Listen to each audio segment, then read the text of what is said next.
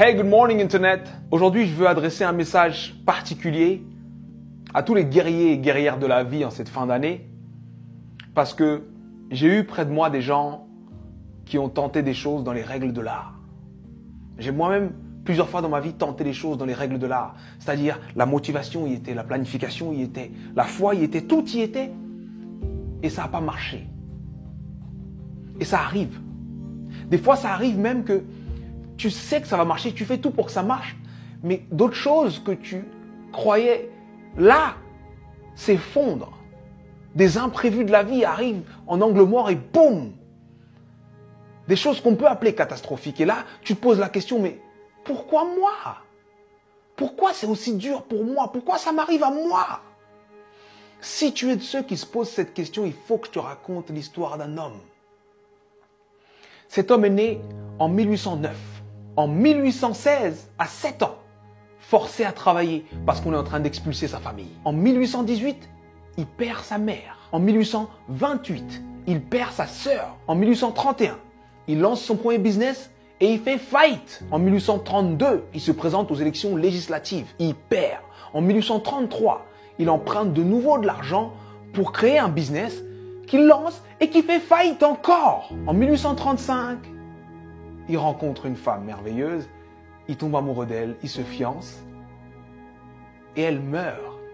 En 1836, il rentre dans une période sombre de sa vie, il rentre dans une dépression profonde. Et il reste alité pendant 6 mois consécutifs. Mais il se relève. Il se relève et cette même année, 1836, il se représente aux élections législatives et il perd de nouveau. En 1840, il se présente pour être électeur. Il perd. Et en 1842, il rencontre la femme avec qui il va finir sa vie, sa femme. Il tombe amoureux, il se fiance, il se marie et elle lui donne 4 enfants. Et il en perd 3.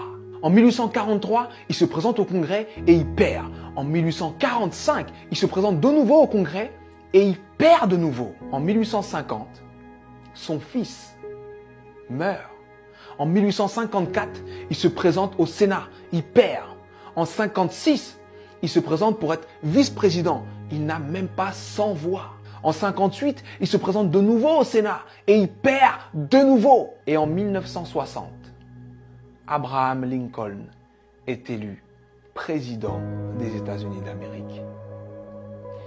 Et il fait 2 mandats exceptionnels qui font de lui l'un des présidents les plus respectés et les plus impactants de l'histoire des États-Unis. C'était important que je te raconte cette histoire. C'était important que je te raconte cette histoire parce que on voit le héros, mais on ne voit pas les coulisses de la réussite.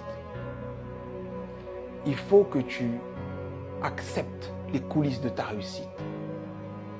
Peu importe la difficulté, peu importe ce qui se passe, peu importe ce que tu dis, sache que tant que tu respires, ton but t'attend. Tant que tu respires, ton rêve t'attend. Et je vais te dire une chose que je veux que tu gardes dans ta tête et dans ton cœur le plus longtemps possible et que tu te répètes le plus souvent possible. Les épreuves que tu trouves sur ton parcours sont adaptées à ton potentiel. Les petits potentiels ont de petites épreuves. Les gros potentiels ont de grosses épreuves. On peut tous, dans nos vies, prendre des feuilles, noter les dates des moments les moins drôles de nos vies, les moments les plus difficiles de nos vies, et faire une liste comme celle que je viens de faire pour Abraham Lincoln. Mais sincèrement, je pense que Abraham Lincoln faisait l'inverse.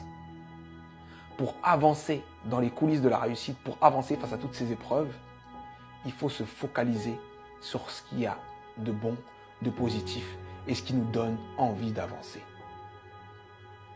Donc, je sais que ça peut être dur d'être au cœur de la tourmente, ça peut être dur de perdre des gens, de faire face à l'échec encore et encore et encore.